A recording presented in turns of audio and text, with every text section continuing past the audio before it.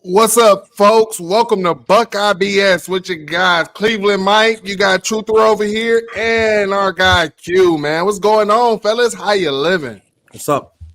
What's going on? Embracing the offseason.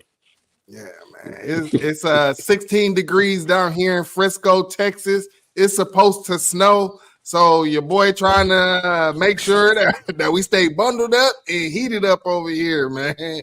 But hey, we gotta talk about it. My guy Q just told me, he want a little change off of our guy CJ Stroud. That I did. What the hell, man? This guy CJ Stroud is just taking the league over by storm, and it's probably going to go down as one of the best rookie quarterback, or has went down as the best rookie quarterback in NFL history, man. And you know what his team did to the Popo Browns, man. Sorry, Browns fans, but damn, what they did to them was crazy. What y'all think about CJ Stroud, fellas? Yeah, man. Like I said, I won some money off CJ yesterday. Went to Scottsdale to watch the game, and a dude came over from MGM and was like, I got $150 in free bets. So I was like, well, let me see if CJ gonna hold it down. He balled out, man. I mean, I was like a game where I really didn't sense a pass rush. I was like, bro, he is gonna go stupid. Right. And that he did. I mean, they balled out, man. So shout out to the Texans. I hate the Browns, as you know. It's always Ravens around here. So, he did his thing. I'm proud of him.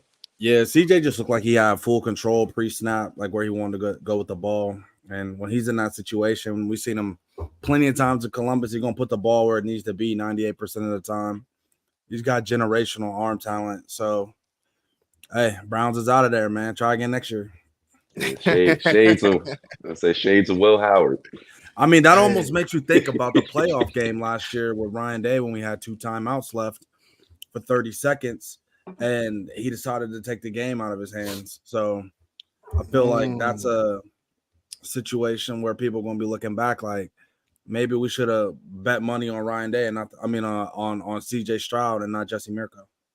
Yeah, man. And, everybody just keeps telling me how athletic CJ looks out there. And I'm just like, bruh, he's been an athlete his whole life. And they're like, well, why didn't we see it at Ohio State? And I was like, Ryan Day told you on draft night why you didn't see it, bro. I fell victim to that because I was calling him soft. I said his heart wasn't in it.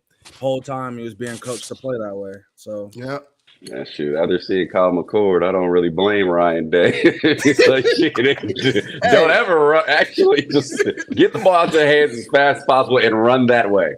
Hey, shout out to our guy C-Ball, bro, because when I was trying to tell people, I'm like, Ryan Day is telling this guy not to run. And C-Ball kept saying, what does that tell us about Kyle? So hey, man, shout out CJ Stroud, man. But, we got the Buckeyes, as we like to say at Ohio State, we don't rebuild, man. We reload. And God damn it, we reload that motherfucking clip, man. But before we get into the meat and potatoes of the guys, we got to talk about one returning player who I kind of felt weird about. I see Buckeye Nation, they was pretty happy about it. But to me, it's kind of weird. Freshman Bryson Rogers entered into the portal, and after a visit with Florida, he takes his name out of the portal and is coming back to Ohio State. What are you guys' thoughts on that? What does that tell you about Florida? It's a goddamn it, no, I'm not doing that. Hey, Brian Harlan, my bad, bro. Let's run it back. Oh man. Nah, man. I'm a big fan of Bryson Rogers. Like, and you've been rocking with us in Spaces for a long time. We've got to talk to him, I guess as a group for like a while now. And he was always willing to jump into space and talk to us. I mean, the dude's a competitor. I thought it was a bit odd, but with talking to the guys we do in the Locker Boy chat, there's a lot of people in these guys' ears, both him and Noah Rogers. Obviously, we've seen Carnell Tate come out and get some snaps. We've seen Brandon Ennis, be able to get some snaps, and those two really were on the shelf. So it is hard to, go back home, and a lot of people tell you like, hey, you're one of the best receivers in the nation. You can play anywhere. Why are you waiting behind guys? And they got, Jeremiah Smith come in. You might wait behind him. So it is a tough decision. I don't know, guys just be like, yeah, he's afraid of competition. I mean, you would have never came to Ohio State if you were really afraid of competition, especially in the wide receiver room. He's a linebacker. I'd have been like, yeah, I feel you. Come through. But yeah, man. So I'm happy to see him back. Hopefully he grinds. I think he can be a great Buckeye. But hey, man, it's a Buckeye, always a Buckeye, and he's continued down that path. So we got to support him. I feel like if you're Bryson Rogers, you're kind of looking at the trend that's been going on at Ohio State of we don't have the ability to get production out of our entire wide receiver room. So him himself thinking that he's a good player. I'm looking at Jaden Ballard. I'm looking at Kyle Grays. I'm looking at all of these mid to high level 4-stars under Brian Hartline that don't get snaps going into year 2 of their program. And I'm looking at myself like, am I going to be the outlier? Am I going to be the one that's going to be able to come behind a J.J. Smith, come behind a Brandon Ennis and get snaps when we've seen Brian Hartline's inability or refusal to use this entire wide receiver room in football games? So I think that he went to Florida to kind of get into the portal, test the waters to see where his worth was at. I think he probably got down there and was just like, man.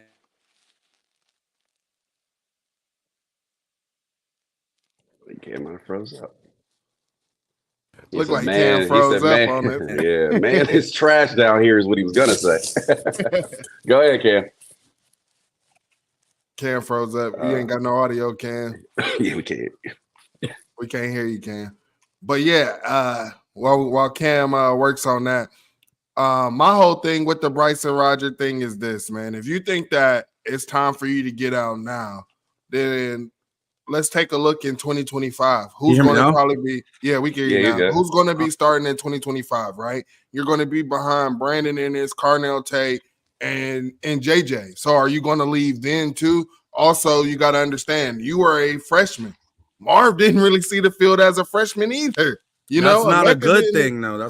I'm not saying that it's a good thing, but you committed to this program knowing what it is, right? You committed to this program knowing that they aren't rotating, knowing that guys who are projected to go first round or have went first round have had to wait, right? So it was just very confusing. I hope, he get them third uncles out his ear and really grind. Right now, it's a time for you to grind, and hopefully you can show Brian Hartline why you should be rotating in, right, and why he can trust you. So I think that instead of hitting a portal next time, just look at it as an evaluation on yourself and say, man, I just need to grind a little bit harder, right?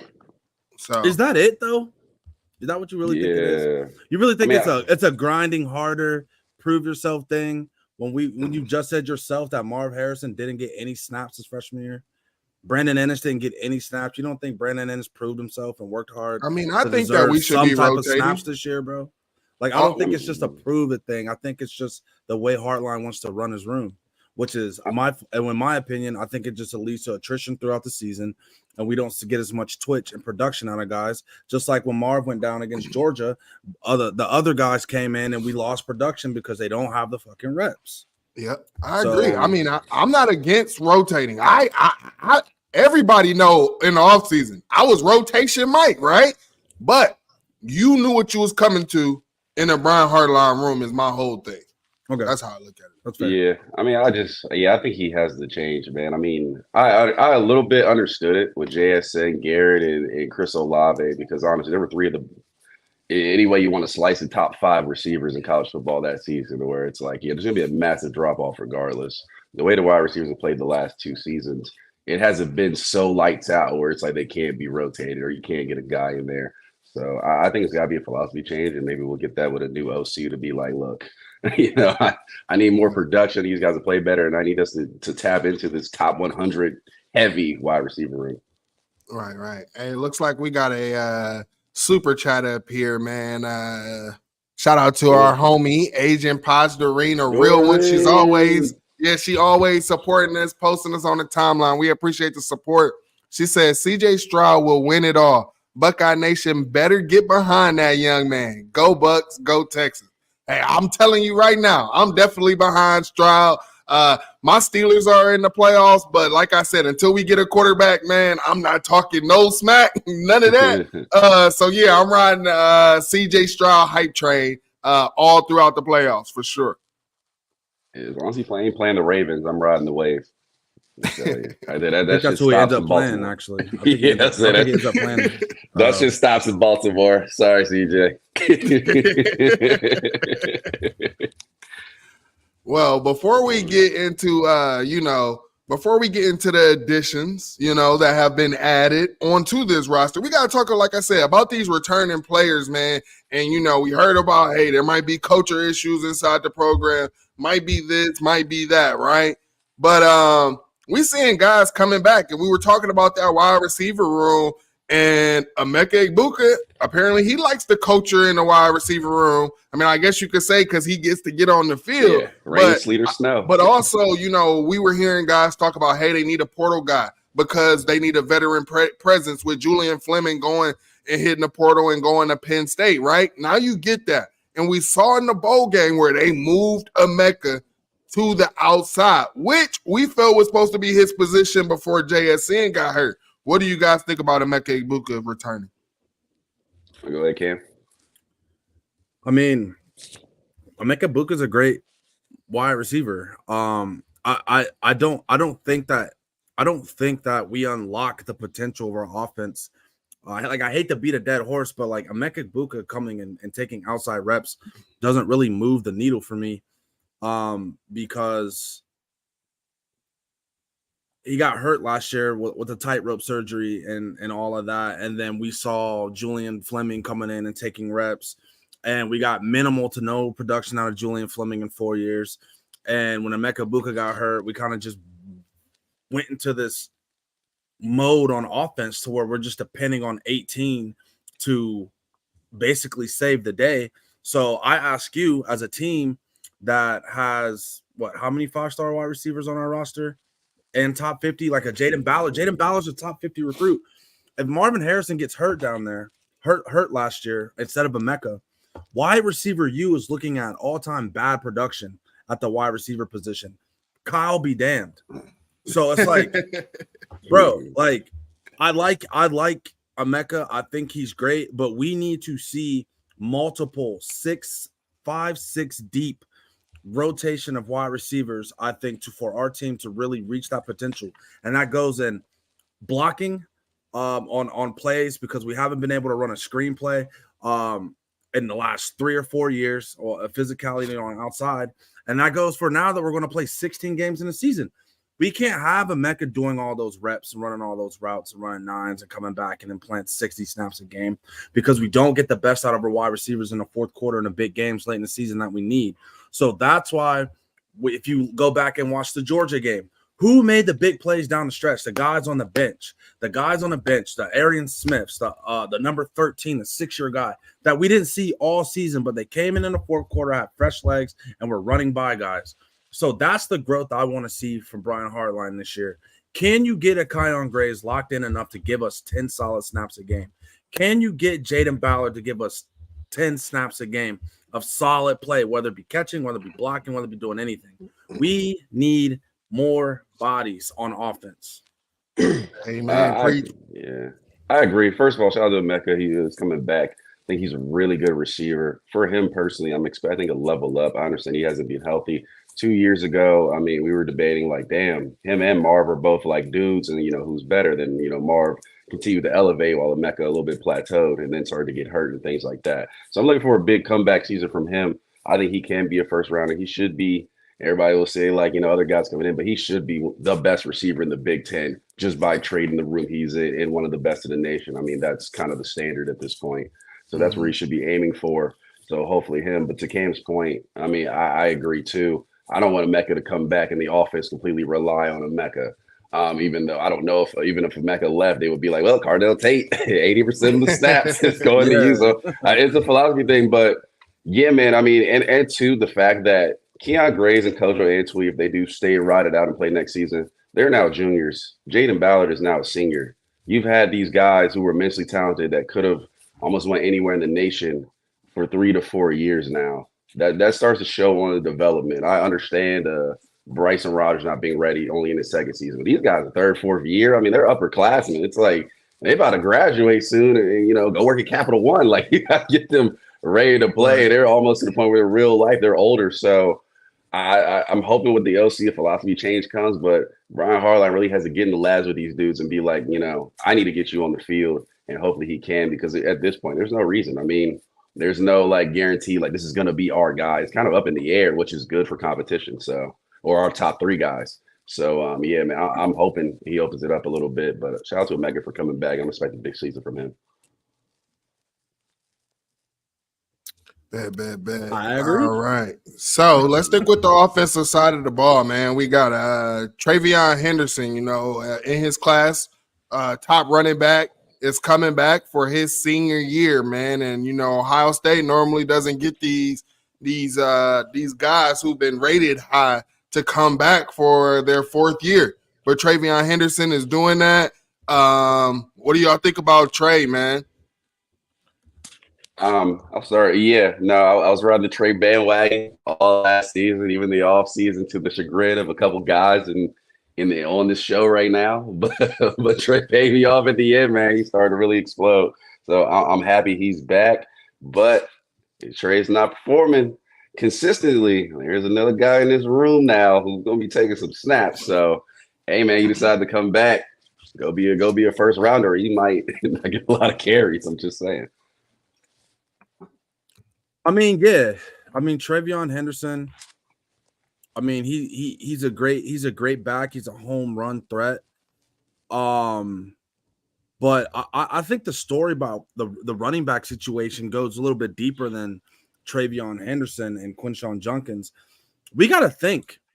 Everyone gave Justin Fry all kind of shit last year about our offensive line, but me and you both know Justin Fry and Ryan Day were both Ryan Day was the OC at Boston College, and Justin Fry was the offensive line coach at Boston College, where they had a 2,000-yard rusher at a mid-tier ACC school. And the reason why they had that is because they emphasized gap scheme and power run game. Why are we trying to do a zone scheme now at Ohio State with the type of linemen that are maulers? We don't have fleet-footed athletic linemen, and Travion Henderson is not that effective in a zone run scheme. I don't know if his vision is just not ready for that or he can't do it. But if you look on the film, Michigan, for an emphasis, when we are doing a gap downhill power run scheme, we were successful all season. When we start slowing down and doing the zone run schemes, the linebackers are shooting the gaps and are getting the ball down. Now, I understand we wanted to run that type of scheme to protect Kyle McCord and get linebackers flowing and moving and play action. But this year, we need to go back to the old school Ryan Day from Boston College that he ran with Justin Fry, where we're in 12 personnel looks and we're running downhill and single back and we're doing and taking deep shots on the outside, because what we tried to do in the run game last year just didn't work. I feel like they were trying to get Trey those lanes to try to get home run hitters. But fellas, we need to be four yards a pop. And if we pop a big one, we pop a big one. But that's the type of run game we need, especially having 2 running backs as effective as Junkins and Trey. We can afford to bang our running backs this year, especially and Dallin Hayden at the 3. Go downhill and hit a motherfucker and get our 4 yards. And let's keep moving, bro. That's what I'm at with it. Yeah, especially with the return of Donovan Jackson as well. He's back too. I know he's on our list. Yeah, that's a 3-headed monster right there. I'm expecting Tony Alford to use his running back room like he was going to use it a couple years ago when Evan Pryor was healthy. And you had Maya and Trey, and you're like, okay, we got 3 pro backs here as long as they all stay healthy. So that's what I'm expecting. I think Dallin Hayden has deserved carries for a while now, so I'm hoping they have a plan in place to keep him, because if not, he's like, well, I can play. I don't think I'm a pro. I'm about to be out the door. So I'm looking forward to a 3 running back system, for the first time in a while at Ohio State. So hopefully we get to see it. Yeah, I mean, I'm glad Trey definitely came back for his 4th year. I believe that he needs that. We saw later half of the season he did look to have a little better vision, look to be running a lot better. But again, in those big games, like in the Team Up North game, just averaging 2 yards or 3 yards isn't going to cut it. You have to be able to break those tackles, make that guy miss to be able to get those extra yards. And I think that that's something that, he needs to work on. And also, I hope with him coming back that our coaching staff doesn't try to just force Trey all the time, bro. So, yeah, I hope that our running pause, bro. yeah, I hope that our coaching staff don't just try to force Trey, because I felt like in the big game, Chip Trainum 2 years in a row having a really good game, and we go away from him. I really don't want to see that ever again. So, but Q brought him up and talked about him, man. Donovan Jackson, I'm going to go ahead and give my take on it, man. Donovan Jackson, I definitely think he needs to come back because I want to say that sometimes he was up and down, but I also want Donovan Jackson to find that mean streak. Coach Mick got to bring that dog out of him. Sometimes I just feel like he's a little, too soft, a little too light, a little too friendly. I don't want him to be friendly this year. I need to dig deep inside his soul and find that dog. I need Coach Mick to bring the athleticism out of him, man.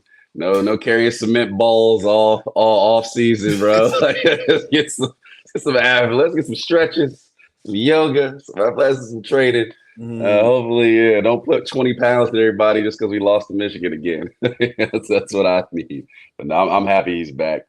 Follow what you said, Cam. Man, I agree with y'all, bro. Veterans coming in there, and we just saw with Michigan, man. The older you can get a team, the more weight room, the more understanding, the more you can push a motherfucker around. So I'm down for everybody to come back. Take your 5th year because we've seen that COVID situation and having teams where everybody's old as hell. It seeps into every possible thing in your program. Like if you have a bunch of seniors, that means that's more people locked in the weight room. That's more people with urgency. That's more people with a do or die mentality. That's more people trying to get to the league.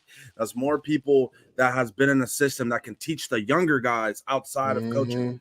So having seniors on your team is awesome. And I think that this ripple effect of having such a veteran-laden team this year is going to help with even our younger guys progressing into next year. Outside of like coaching and all of that, but just seeing the example and seeing the work ethic and getting help on the outside of the practice facility. Yeah. So my question for y'all, because obviously we had on the notes, we have the new additions coming into the offense, both Will Howard and Quinshon Judkins. With those two, this for you and the chat. What's the outlook of this offense if Ryan Day can get this OC hire right and they can actually play up to Ohio State standard? Because that's a lot of weapons on the outside. I know they're young besides Omeka, but that's a lot of talent. This offensive line pretty much brings everyone back. I mean, hopefully in the portal we can grab a right tackle because we've really been playing with that one, but I digress. But yeah, the outlook is a talented backfield, talented wide receiver room, quarterback competition. What's the outlook of the offense? I think the offense can look dynamic, man. I really think that it's not even really on the player. I think that we've always had some dynamic players. I think it's on our head coach, man. Did he go talk to that shrink? Did he go talk to that therapist? And also, I think the biggest thing is Will Howard, right? Does he push Devin Brown or Lincoln Kingholtz to beat him out? Or is he just going to be that guy? I think we can all agree right here, right now, that we felt like if we had a better quarterback, hell, that could have been us holding up the trophy this year, right? So really, it's up to Ryan Day, man. Did his evaluation on quarterback work out this time? Or what? Because if he misses on this quarterback thing, bro, this could just be a terrible waste, man.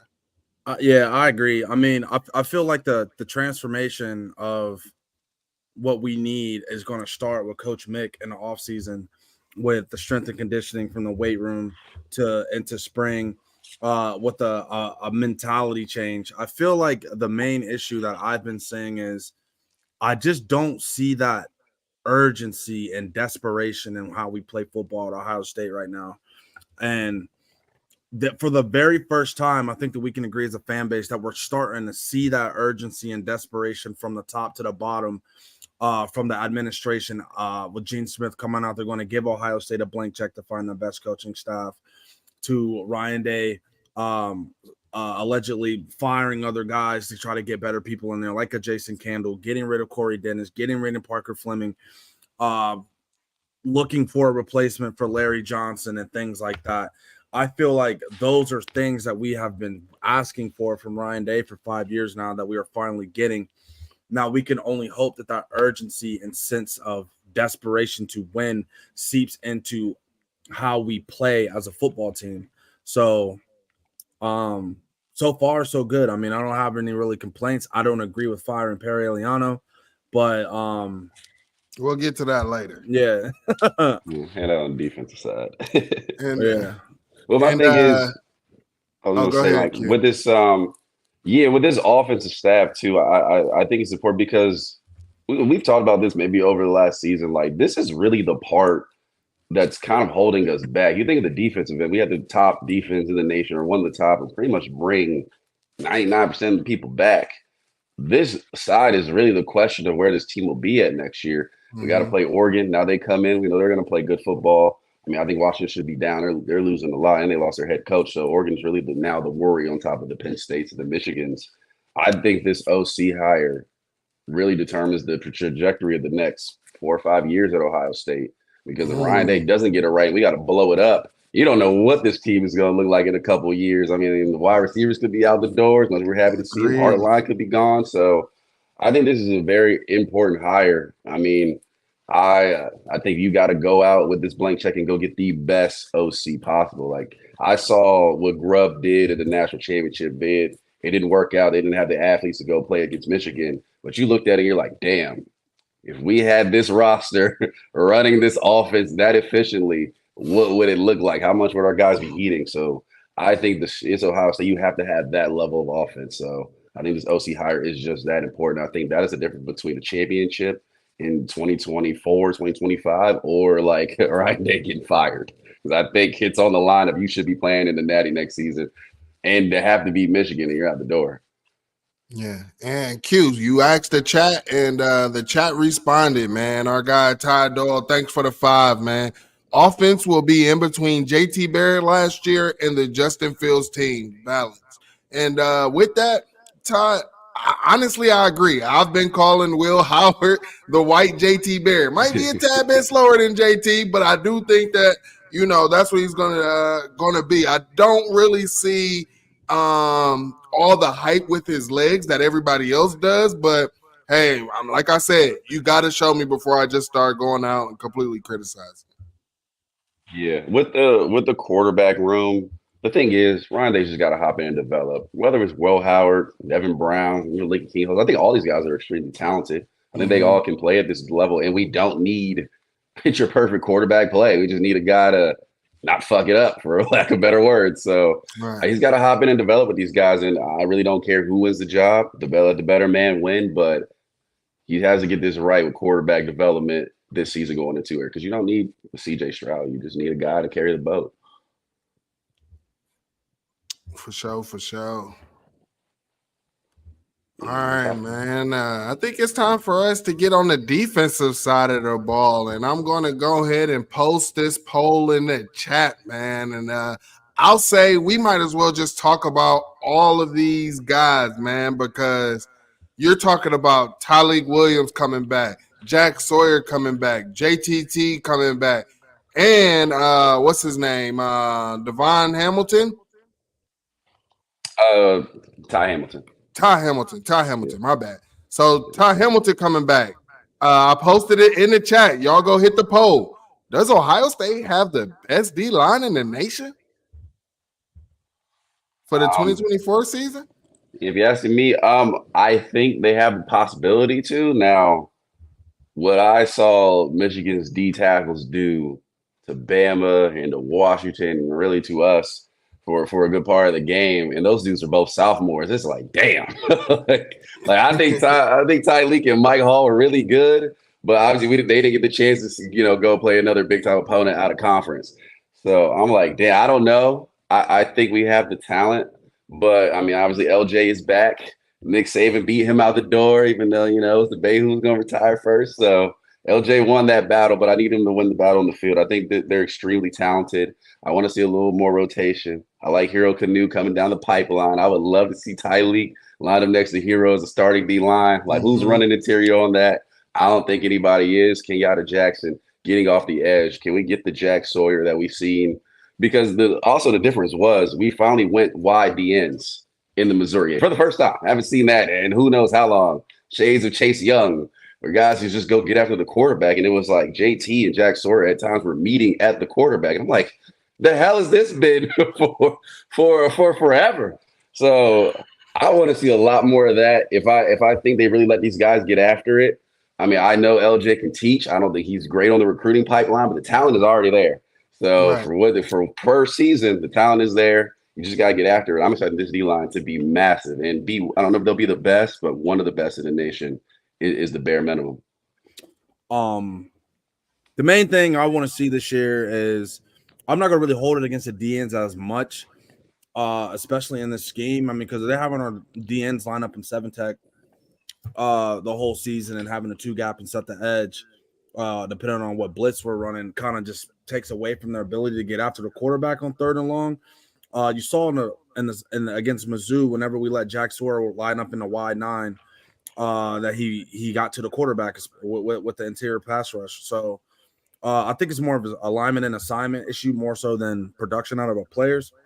But the biggest issue is this year for our entire defense is when are we going to see the true Jim Knowles defense and utilizing the jack position and disguising our fronts, allowing us to disguise how we roll coverage, allowing us to disguise who drops and who blitzes and things like that, because the jack position really affects the way that we can really do things in the back end as far as the DBs goes, because we can't really run any of our exotic blitz looks that what we were accustomed to in 2022 or as last year in 2021 at Oklahoma State, because we don't use the jack position. So that's what I'm looking forward to. We hear about Arvell Reese. We hear about Gabe Powers. We hear about CJ Hicks.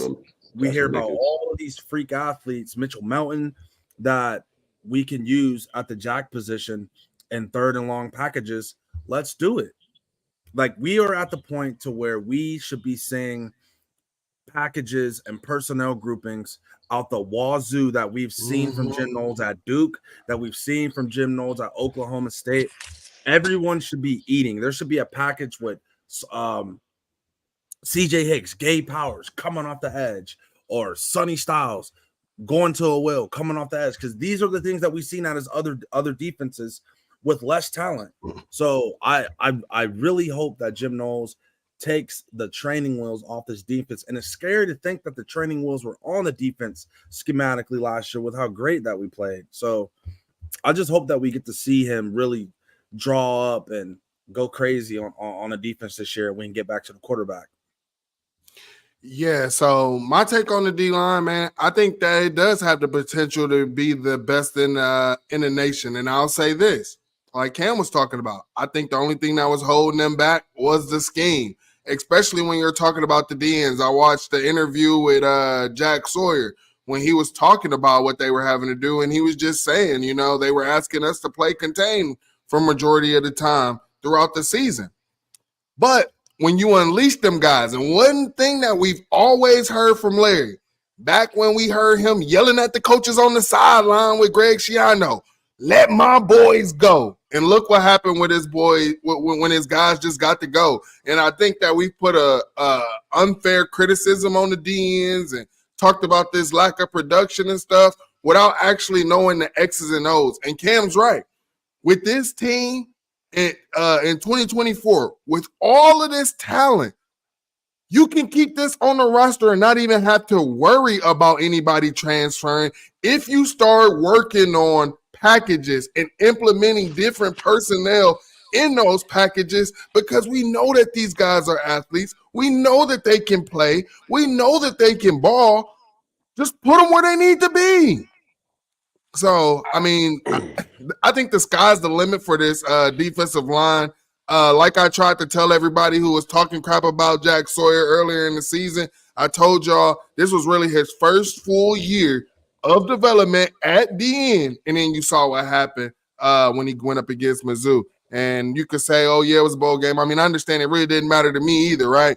But to that offensive tackle he was going up against, it meant the world to him. So, yeah, and I think too, bringing back obviously Denzel Burke, Jordan Hancock, the whole squad is back. You have probably the best cornerback room in the country. You don't have in the back end. You bring Lathan Ransom back. Really, Sonny Styles really fills that other safety position, and they'll probably look for one more to get in the mix, like Malik Hartford.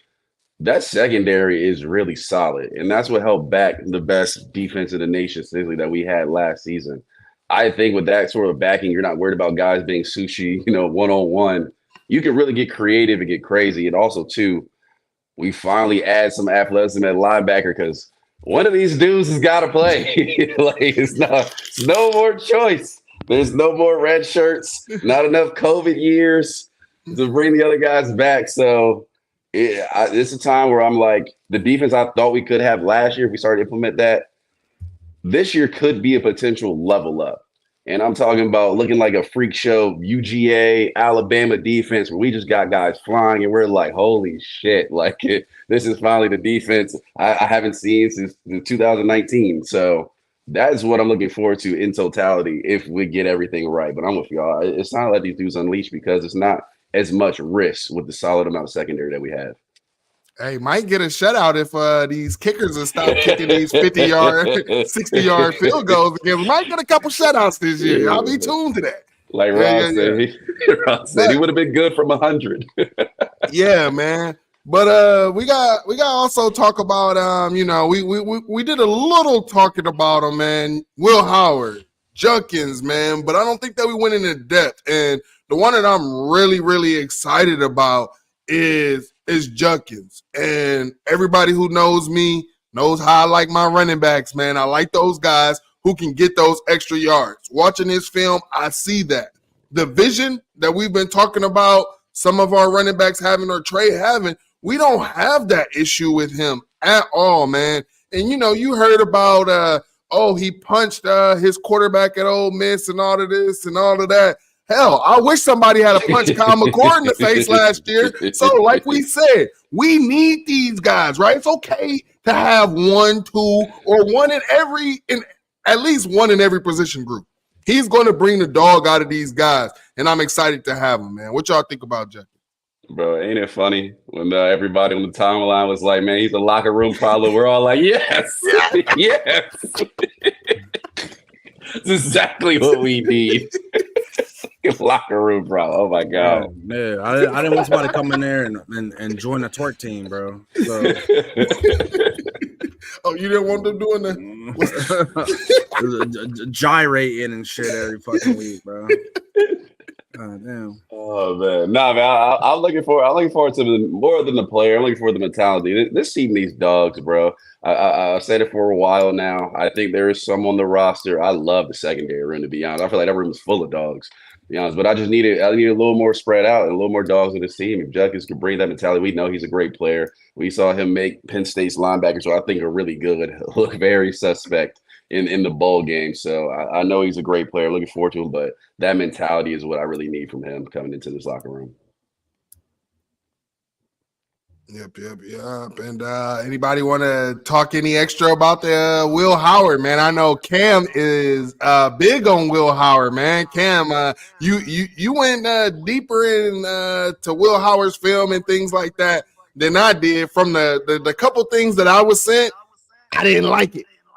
But like I said, you got to show me, right? Before I start talking crap. So, Cam, tell us what you like about Will Howard, man. I just like the fact that I like his size. I like the fact that he's the type of guy that we can get leverage on defenses with his ability to run at 245, 250 pounds, 6'5". He was a gamer last year. I mean, I know he had a lot of WTF moments against some schools last year, but he also I just saw him make certain throws. So I'm just like, that's the type of throw that we need you to make in our offense with the type of wide receiver skills that we got. And he's an older guy. I don't know. I just feel like he's gonna bring what we were missing from the quarterback position, which is just like what Michigan got out of JJ. Like they didn't need JJ to be Patrick Mahomes. We needed you to just throw to people that are open and then run on critical third downs and be a threat and make defenses stop their feet. And then that's what we're going to get out of Will Howard. Now, the scary part for everyone else is, what if Will Howard becomes a Bo Nix, or what if Will Howard becomes a Michael Penix type guy where he's in a new system and he takes off and he's wheeling and dealing and we get a 4,000 yard, 3,800 yard throwing performance out of him, then that's what makes our team absolutely disgusting and unbeatable. So, I mean, I feel like the main consensus with our team going into next year is we are going to be do or die with Will Howard. If Will Howard is any type of guy that we think he can be, it's curtains, bro. And everybody knows that. Because if you look at how defenses played Kyle McCord last year, it's kind of like with CJ Stroud. They knew that he had zero threat to run the ball for anything.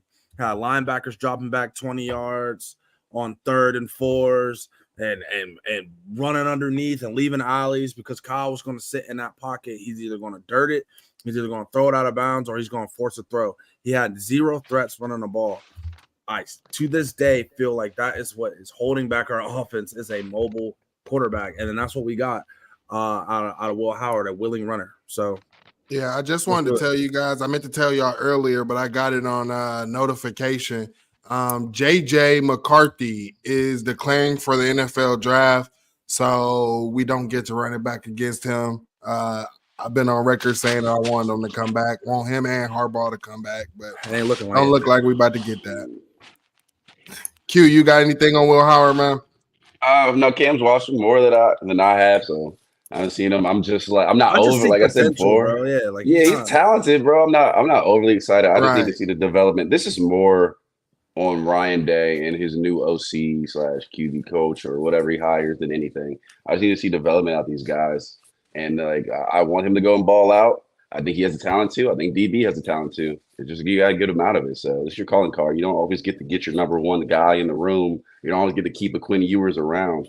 Every quarterback, every school around the nation has this. Like Alabama, they just made Jalen Milroe work and honestly look amazing at times. And I'm sure that was not their number one quarterback choice by far, but they made it work. So exactly, I got to see that from Ohio State. So this is where you really make your money, because if you can turn Will Howard into a 2nd round pick, 3rd round pick when he's coming back for his 5th year, people are gonna be like, well, shit.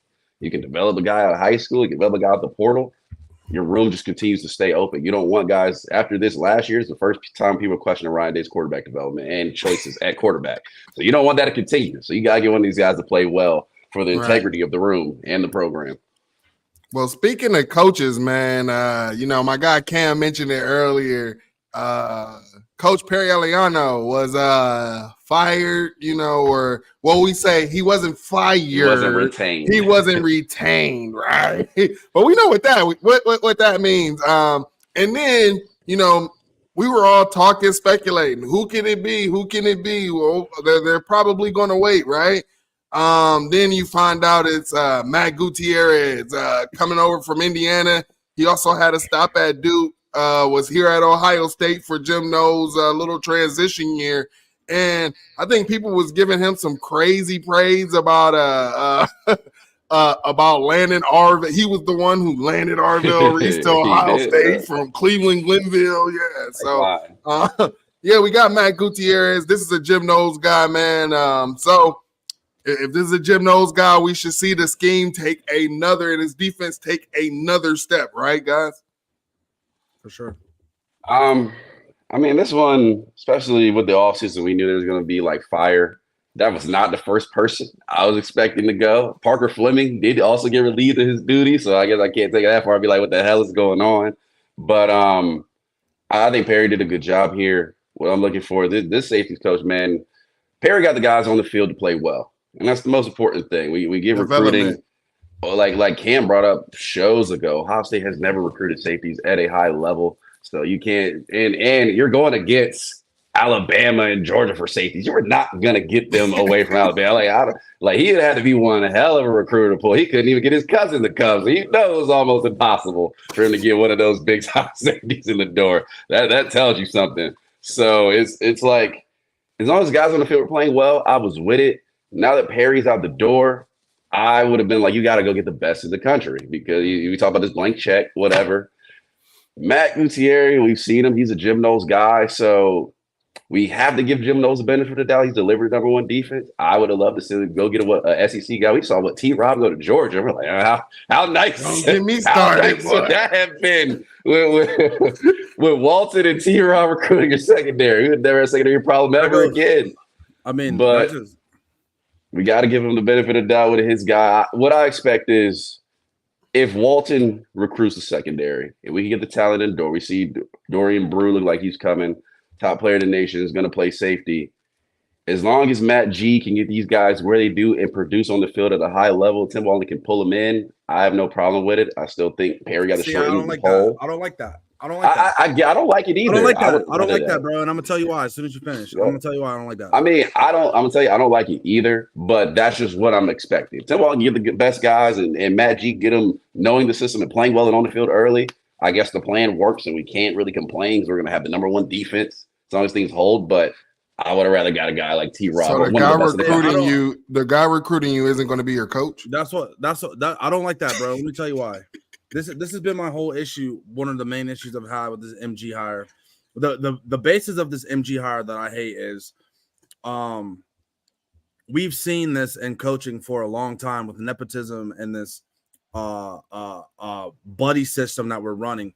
So with the issues that we've been seeing, I got opinions on this. So y'all just sit tight. Hey, let's jump into it.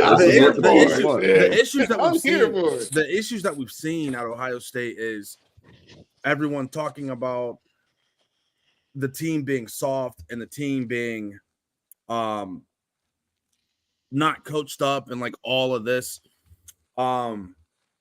Does really hiring a former senior analyst or advisor from Ohio State last year in 2022, when we saw Jim Knowles bring over Tanner McAllister, and he was absolutely terrible. When we saw them not be able to really get Ronnie Hickman together, he was terrible. When we had this MG guy on staff, right?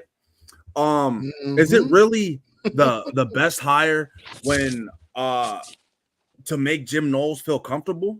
You know? Are we in a position to make comfort hires? I feel like this was a comfort hire. Gene Smith told us that we got a blank check to go get the best staff, and we go get the safety coach or the co-DC from Indiana that was 90th in pass defense last year because the motherfucker knows the system. Bro, what? It was, and then you're telling me, Cook. Then you're telling me, oh, we just need him to come in and teach the guys while Walton cooks. So I'm like, wait a minute. Y'all told me on the Twitter, on the other podcasts, on the beat, that part of Perry's firing was that he wasn't able to close on the fucking trail. So now you're telling me MG's going to come in here and be able to work with a Devin Sanchez, be able to work with a Jermaine Matthews, be able to work with a Malik Hartford. So nobody he fucking recruited and just coach. Perry Eliano could have done that. I agree 100%. And what was our pass defense last year and what was it this year? We've seen a significant increase. Josh Proctor was unplayable for 5 years, and he was fucking playable last year. And was how many safety coaches did he have, Cam? That's what I'm saying. So it's like I'm not mad at MG. This is not about MG. This is not about Matt Gary. This is about you firing Perry and going to get that man for fucking what? If we're going to fire Perry Eliano, you don't get Matt Gary because that's your boy and you went to Duke and all that shit with him, bro. I'm not hearing that, bro. Like, you told me that Perry couldn't recruit. You told me that that he didn't fit the scheme or the culture or whatever, but I'm looking at the stat sheet and I'm looking at my defense on the field on Saturdays. Those motherfuckers running around playing fast, aggressive, with high understanding. So somebody has to make me understand how hiring Matt Gary is fucking beneficial to Ohio State when our AD said that we have a blank check to go get the best coaches. A blank check, bro. Somebody needs to explain that to me. I mean, I agree. It's almost like Gene Smith walked in and was like, yeah, you have a blank check to get the best coaches in the nation. They were like, oh, all right, bet. Wait, still got this 20 in my pocket. Forgot I had that left over from before. Let me go ahead and use that. Let me spend that real quick. Yeah, let me spend that before I get to my blank check. Your man's just got cooked at Indiana, bro. Like, yeah, that's what. That's my whole thing. And you fell upward to Ohio State. Yeah, and let me gotta recruit, bro. And then piggyback off of that. That was my biggest issue, right? Like, if you're not recruiting, right, at least develop, right? And we saw that he developed the guy so much, a freshman, so much that they was willing to put him on the field early in the season. He developed a freshman so much that they was willing to put a freshman in the biggest game of the season with the game on the line, right? Like, I don't understand the Perry firing. You got the players. Now you got to not only does this guy have to come in and try to coach these guys, but before he really does that, he has to build a relationship with these guys, bro. Yeah, it's a hard turnover when guys were playing well. And it's just like, if you're gonna do that, I firmly believe you gotta set the limit. And this is the thing we talked about with the offensive staff, how we have these inexperienced guys who are just coming in for the first time and cutting their teeth at Ohio State. And now a couple of years later, Ryan Day is coaching every position, and it all looks in disarray because guys aren't up to snuff. And we turn around on the defensive end, and it's like, okay, we know why Perry was here. He developed two guys who was in nobody's radar, and now they're the best corners in the nation. Like, we know why he's here. The Matt G hire just feels like old school Ohio State. Like why raise the bar? Like, we're in a good space. Let's just hold it here, because I think Matt G will hold the current position of the safeties, the kind of the state of the safeties where we're not recruiting guys and we're getting them to play well. But it's like, why do that when we can continue to raise the bar and really turn this back into BIA and not only have first round corners, but potential first round, second round safeties playing all the time? So it's just like, it doesn't raise the bar, and that's why I'm not happy with the hire. I'm not the most upset, but it's just like, bro, you can go get you have a blank check. I need a dude to be like, damn, he coached who?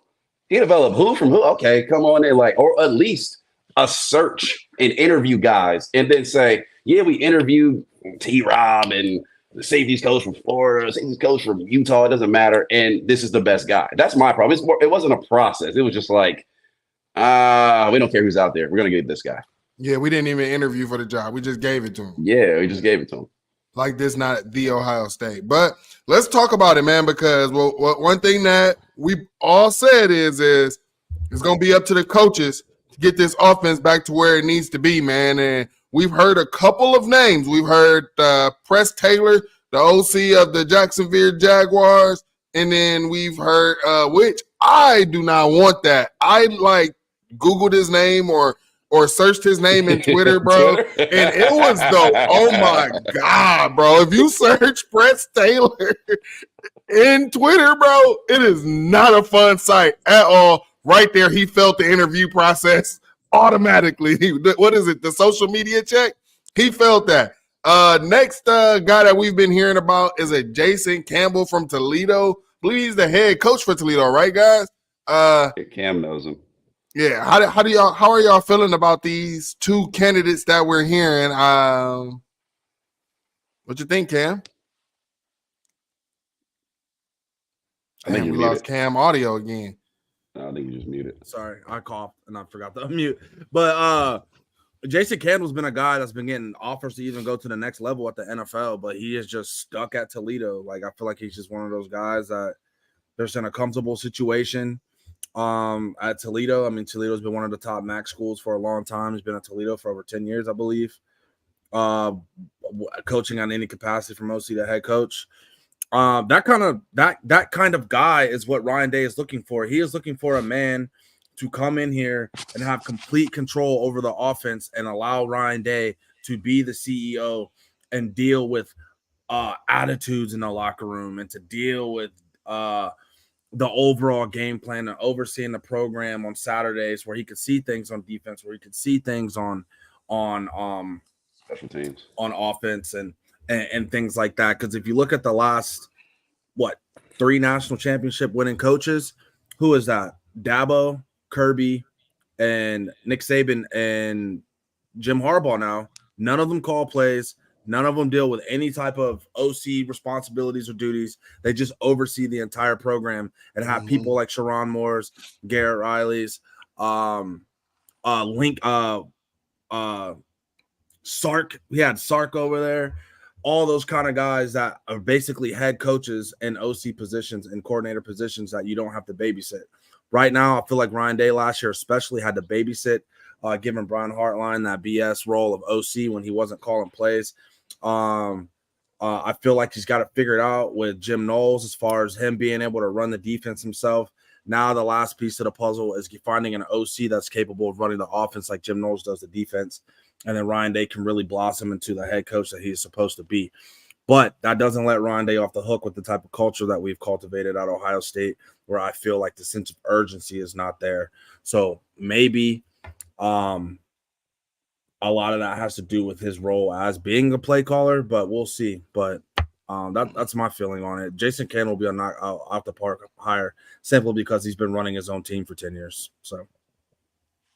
Yeah, I mean, you pretty much sold me on that. I don't know him that well, but I'll take your word on that. It's just get a guy in the door who runs extremely fundamentally well offense and can make the most of this talent. I am tired of seeing the fact of guys having to fit into a cog to play in this offense. Like, you got to do all this perfectly just to get some burn. It's like, bro, this is college football. Like, you just get your athletes to be athletes. You put them in favorable positions and really let them make plays. Like in the NFL, yeah, you can't really do that because fucking everybody's the best at what they do.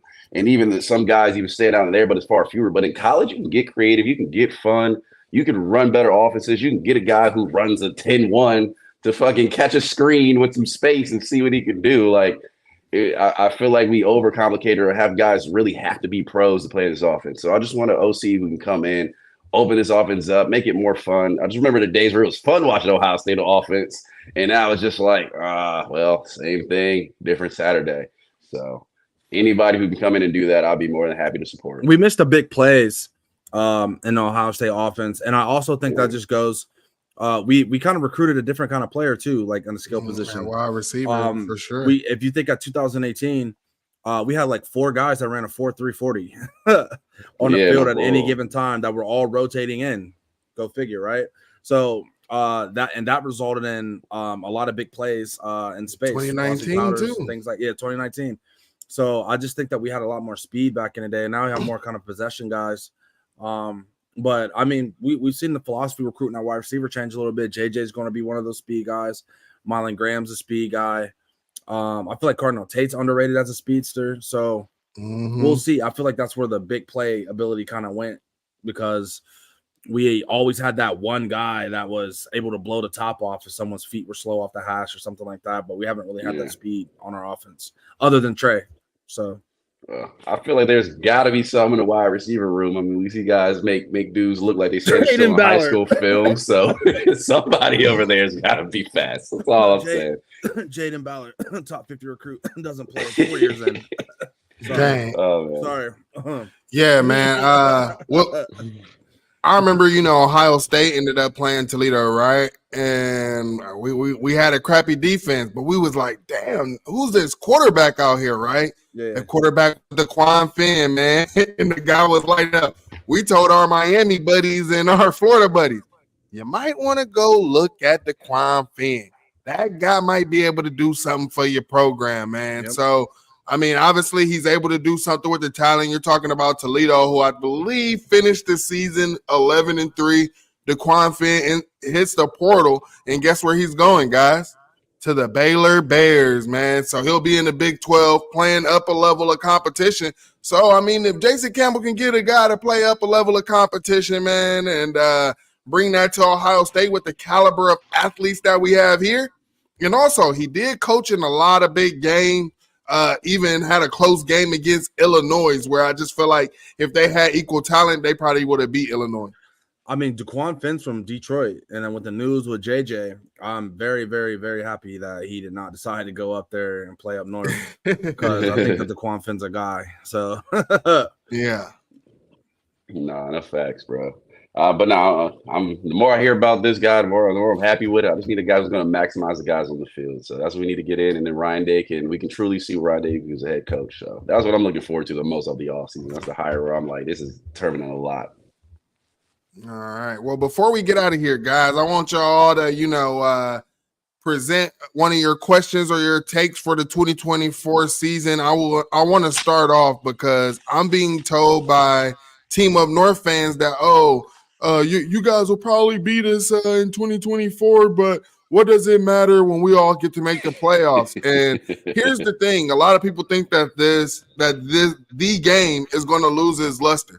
But I'll tell you this, because we're adding more teams, things are going to get harder, right? And if you go in that game with 2 losses, we know 2 losses, you could probably make it to the CFP, right? But that third loss basically is going to put you out. And that game could end up riding on it. Also, when you talk about getting that first round bye, that game will have a lot riding on it. So to sit here and start trying to push these narratives that it's going to lose its feel, lose its luster, no, it's still going to be one of the most watched games in the regular season on TV, bro. So that I don't know how y'all feel about that, but I don't think it's going to lose its luster at all unless a team just fall off and they're not able to really compete for a title. Then, of course, it's not going to mean anything. Y'all suck. Yeah. The way the game presented itself this past year, that is an immense feeling of kind of everything or nothing is on the line. We both sitting at 11-0 and knew the loser was not going to make the playoffs. It's not going to play in the Big Ten and have to go play in some meaningless bowl game, which we going to play in Missouri. And really nobody cared. And really, if Kyle McCord had not left, really nobody would have cared in the least bit. So I think it does lose a little bit as a basically, this is your season on the line. And you have to win this game. But I mean, it's a big time rivalry. It's never going to be like we don't care or whatever. And especially Ohio State fans are really about to care next Thanksgiving because we are hot. So yeah, man, I think the game will be fine, and I don't think it's will have the importance of the big picture of college football, but I think the rivalry will always be the rivalry. Yeah. I think that the product of Michigan was a perfect storm, to build a roster. I think that the changing of the clock really put Jim Harbaugh in a comfort position as far as game management. I don't feel like anybody in college football managed games better than Jim Harbaugh this year or adjusted better than him with running that clock. I don't see this as a foregoing. I don't see them bouncing back and reloading with the game next year. I think the rivalry is still just as important, even with the one a game. I mean, is there as high stakes as it's going to be as it's been? No, but I feel like there's going to be chances for us to play Michigan 3 times a year. There's chances, there's ways. There might be years where we play them twice in the same season, and then we can meet them in the playoff or meet them in a natty. So I just feel like it's more like an NFL vibe right now. You know what I mean? And I don't feel like that's a bad thing. I would love to have opportunity. I mean, like, how many of us would have loved to play Michigan again in Indiana? In a dome on a neutral field this year. Do you guys feel comfortable that we would have beat them? I do. So it's like there's 2 sides to the coin. You know what I mean? Like this year. I would rather have been able to go play them in the Big Ten championship and rematch them than to watch them go win a national championship when I saw my team fucking kicking on the field and we lost by 6 in the last 30 seconds. So I'm loving the future right now. I got a question for you, Cam, and everybody in the chat. What's up? And we've given Michigan a lot of praise down the stretch of just putting a masterful coaching job against Alabama and obviously just rolling through Washington. But we started to see that loose, we don't have nothing to lose. We're going to be aggressive take. And when you're Ryan Day in a couple years down the line, that has been the question for you to like, we don't care if you lose, but like roll the fucking dice. like let's play like fucking we're going for a natty or a bust because that's how Michigan played and it paid off in both games against us and against Bama. Do you think this finally turns on something in Ryan Day to be like, yo, like now that it's at home and I've seen the team, the state over do it and go win a natty with a less talented roster than I've had the last few years. And the knock has been I decided to run fucking stretch against Georgia and lose a couple yards and have to kick a 50-yarder. I didn't roll the dice against Michigan to let Sharon Moore really outcoach me. And it cost me in Ann Arbor a game we all know Ohio State should have won. Like, to be honest, without dumb mistakes, we win that game. So do you think it finally turns on something Ryan Day to like, fuck, my job is on the line? Like, I think that goes back to what I hope so. I think that goes back to what we were saying about him finding OCs that can coach their own thing. Like, in that situation, that will be Jason Candle's decision, you know? Jason Candle will be telling Ryan Day, like, hey, I got a play ready. We've been coaching this. We've been doing all this. And the offense is going to take on Jason Candle's demeanor, Jason Candle's coaching and things like that. And Ryan Day is just going to oversee it like Saban. How many times have we heard Saban in a press conference say, like, hey, my OC or my DC decided to do this. It didn't work out. You know? Like, that nervousness that our team feels on offense and shit will be diminished if we let the fucking coordinators do their job. Because I feel like we're taking on too much Ryan Day energy and personality.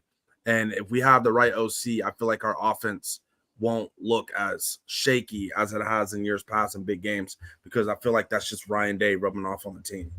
Because he's I feel like Ryan Day will have a little influence. Like, we knew Urban would be like, yeah, it's time. Like, you know, made the call like, hey, we should go here. Like, that head coach, that is a head coach's job in those moments to be like, let's roll the dice here. Like, how you feeling, OC? Like, yeah, I like it. Okay, like, I get the final call. Like, let's roll the dice. So I still feel like it hits at the feet of Ryan Day a bit. You know, that's what I'm asking, because Jason Candle, let's say he gets hired, he comes in, he lights it up. But we're in a close game, you know, in the shoe. You know, we're down a couple with Michigan, got some time left. We could punt it and hope the defense gets a stop. And it's like, well, do we go for it here? I feel like that is still going to fall at the feet of Ryan Day. Just can't be like, yeah, we're going for it. And Ryan Day's like, all right, do what you want. It's got to be a, you know, coach's decision. So I still feel like that's what I'm saying, though. But like, if you trust your coaches, like, I'm just thinking about Nick Saban. Like, he had Lane Kiffin, he had Sarks, he had these guys that were making those decisions throughout the game. Now, as far as X's and O's and the way they want to go about things, sure, Ryan Day can go in the locker room and be like, hey, I don't think that we should be playing a 50 front. I think that we should be out in the nickel. Then we should be doing this and that. But those decisions and that flow in the game, those great head coaches like Sharon Moore. Like, if you go watch Jim Harbaugh on that fourth down, Jim Harbaugh's on the sideline like this while Sharon Moore's talking to his offense. Like, this is what we're about to do. So that is the type of level of coaching we need at Ohio State, is for Ryan Day from Sunday to Friday to make sure the game plan within the OCs are great, make sure the game plans within the OCs is effective. But on Saturdays, they're running the show, bro. They have to be the ones that are running the show. They have to be the ones that are seeing things, feeling the game, calling the plays. That's how it has to be. That's how every championship team works. So I don't know. I just think that will he have influence and things like that? Yeah, but I don't think to the extent of that. You know what I mean? I don't know. That's a touchy situation. Yeah, it's just like shit, my job on the line. Like, maybe I do want to. The job was on the line this year. The job was on the line this year. We set up for 2 50-yard field goals 2 years in a row. I agree. It's just like it's so frustrating because we've seen it and then it just goes away. And it's like, wait, who the fuck was that guy wearing the black hat and the black polo? Like, where did he go? Like, you come back dressed different. Like, where was that guy we just seen who was aggressive? And it's just like it's just frustrating, man. But I just wanted to ask that question to you in the chat, because I was like, I don't know. I know who he hired. Does he still, like, you know? I don't know. I'm hoping that influenced him to be like, hey, fuck, let's roll the dice. We lose, we lose. All right. And fellas, y'all got any more let's talk about JJ. let's talk about JJ's declaration before we get out of here. Okay. I mean, yeah, JJ declared to the NFL draft he will not be coming back in. This is something that Cam, he tried to tell guys in the Big Ten chat on Twitter. If you're not messing with us or you want to get in the Big Ten chat, let me or Cam know, or Q, we will add you in there. But Cam said, hey, why not get the crowd hype? Why not get them hype and let them know, hey, we're going to run it back. We here to reload the clip. He said, no, I'm taking the clip and going to the draft. Exactly. I mean, JJ, 2-0 against Ohio State. It's a starter. You know, going to go down as probably one of the best game managers that we've ever seen in Big Ten history. I mean, shout out to JJ. I mean, have you seen anybody have the success that he's had doing the most minimal shit that he has in the last 3 seasons?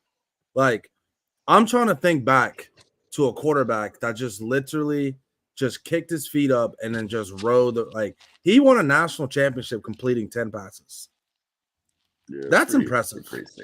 Well, I mean, we were all saying, man, you have to have elite quarterback play to win the CFP because that's what we had all saw. But this was the perfect storm for them, the perfect teams for them to go up against. Just everything was perfect for them. He won a national title without throwing a touchdown for 6 weeks. Yeah, without Connor Stallions, does he even make it? Without Connor Stallions, does he even really make it though? Does he make it that far? Bro, not a touchdown for 6 weeks, bro. That is insanity. These dudes have to cheat against Rutgers, man. Hey, it's Alex Orgy season. Who knows, bro? Hey, he played his role. He did what he did. Hey, God, is Orgy gonna be their new quarterback? So here's my thing. I've been talking to Michigan fans, and they feel like they're just about to find somebody in the portal, in the spring portal. And I'm like, bro, like quarterbacks don't really slide in the spring portal. You get them in this early in the portal. Who are you going to get? They're talking about Will Rogers. They're talking about Talia from Maryland. They want they're trying to tamper with Milrow, like that kind of shit. I don't know, bro. Like they had you gonna tamper with Milrow? they had a good run, bro. But belt to ass to Columbus next year. They know what the fuck going on, bro. They know what the fuck going on. I ain't never been humble about them, bro. I still think we was better than them last year. Fuck Michigan. I mean, I do too. But I'm not scared of you. I'm never humble with them, bro. Fuck JJ's out, man. Honestly, he proved Ryan Day wrong, so Ryan Day has to take that L. He's got 3 Big Tens and a natty, so maybe Ryan Day should have took him over Kyle. I think we gotta have that debate no more. But hey, man, I mean, that's about all you can ask for a college career. He didn't have to pass down the line. We know that they had a dominant run game, a dominant defense, and it was, like I said, they did really catch the perfect storm. Me and Ron talked about it. I was like, bro, every ball seemed to fall their way down the stretch, but you better be lucky than good, man. So obviously they had a good career on to the next level, but yeah, we better whoop their ass next season, bro. Because I'm so tired of the timeline of these fucking fans, bro. Yeah, I heard Milrow is basically staying. He had a good talk with new head coach Kellen DeBoer. So we'll see how that relationship goes, man. But yeah, I think that this should be news for everybody. JJ leaving probably signifies that Harbaugh's probably leaving as well, and some other things are going to happen down the pipe. And to be honest, I would get up out of there before the NCAA comes rolling in there and sends their piece of paper in. So I would get out of there too, man. When we saw it happen to FSU, bro, I'm like, hey, man, if I was them. That's what I'm saying. Like, I was like, damn. Just for driving just for going to have a meeting with a booster and a recruit happen to be by you. Like, that's it. That's all that happened with them too. I couldn't imagine what was about to happen, man. You talking about they got scholarship reductions, and you're talking about you can't recruit during certain times, or it can only be on season or on campus during this part of the season. That's crazy. Bro, but one thing I learned from the NCAA, if you're gonna cheat heavy. If you do something very minimal, you will get caught. If you have money going through churches and businesses and the cartel Hospitals. and moving weight across borders. You good in the McDonald's. NCAA. You buy a Whopper Junior, it's a wrap. So if you go big. All right. Hey, Cam, tell the folks where they can find you. Hey, you can find me at I Know Things 19 on Twitter. I'll be on there talking my mess. I'm the admin of the OSU Locker Boy community on Twitter. If you want to join that, hit my DMs, shoot me a follow. Also, we have a couple Buckeye chats, Big Ten chats. If you'd like to join those, also hit me with a follow at I Know Things 19. And we can touch bases on that. This offseason, we're going to be trying to do some more content things. I know me, Chris, Ron, we want to probably stream some video games. Tell them about that, because y'all trying to do that next Saturday, right? Oh, yeah. So next Saturday, we're going to try to get some private lobbies going on for the Warzone tournaments. So if any of you play Warzone or Call of Duty or anything like that, shoot me a DM or Q or Cleveland Mike, and we'll get you on board with the Discord. The Discord link's in the... Yeah, the Discord link should be in the description below. Yeah, in the description below, you should be able to see the Discord link. We're going to try to shoot for Saturday evening this next weekend coming up. That's it, really. That's all we got going on. And Q, tell the people where they can find you. Yeah, well, I'm not hard to find, man. Sigwood Quinn on Twitter, Ryan Johnson on IG. Working on the off-season content right now. So trying to cook up some fun stuff. For me, I want to do a couple of hangout shows. We have some topics. It doesn't have to be necessarily Ohio State football related, but just have some fun topics to talk about.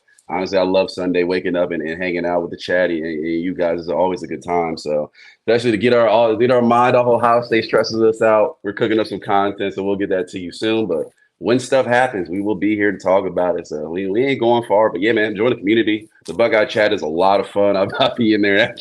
That chat is insane. It's one of the crazier chats. Talking about overreactions, like bro, every time I get into more of the favors of Ohio State, I was like, man, I thought I loved Ohio State. Then I met these people. I'm like, God damn. So it's a lot of fun, man. So keep tapping in with us. Make sure you like that video, sub and all that, and pull a friend in, man. We had 60, 70 people in here this time. Let's get more next week. Continue to have a good time. For sure.